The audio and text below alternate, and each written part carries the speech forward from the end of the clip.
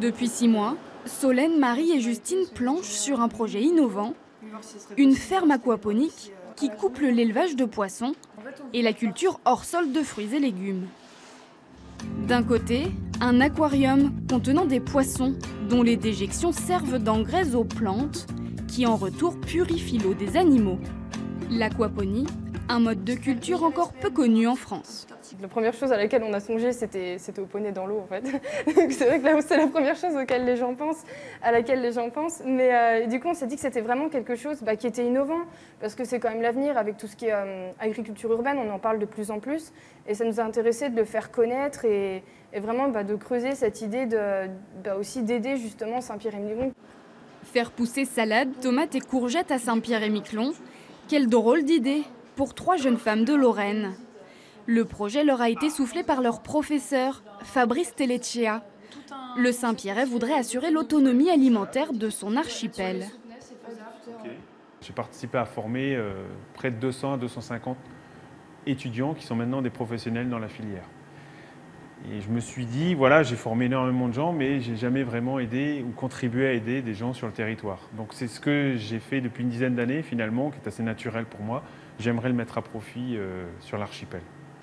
Le tout premier pas pourrait se faire avec l'installation de prototypes au lycée de Saint-Pierre, bien loin de cette salle de travaux pratiques. Car Fabrice Tellecea a signé une convention de 3 ans avec la collectivité territoriale. Son objectif ? Y développer l'aquaponie mais aussi l'aquaculture, son domaine de prédilection. Direction le laboratoire expérimental du campus. Ici, les chercheurs disposent de cellules ultramodernes qui fonctionnent en totale autonomie pour faire grandir des cendres et des perches.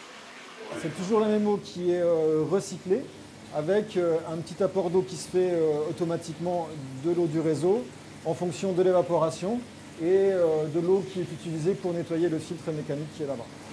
Tous les paramètres sont maîtrisés pour un fonctionnement économique et écologique. De la nourriture de qualité, pesée au gramme près, à la température de l'eau et de l'air, en passant par des variations de lumière semblables à celles de la nature. Le tout est piloté à distance, depuis un ordinateur ou un téléphone.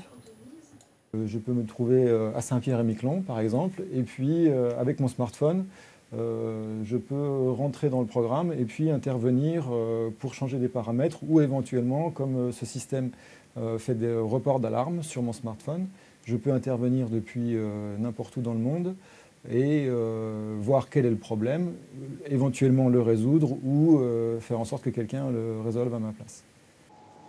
Un système moderne et innovant qui pourrait intéresser Saint-Pierre-et-Miquelon reste à trouver des porteurs de projets.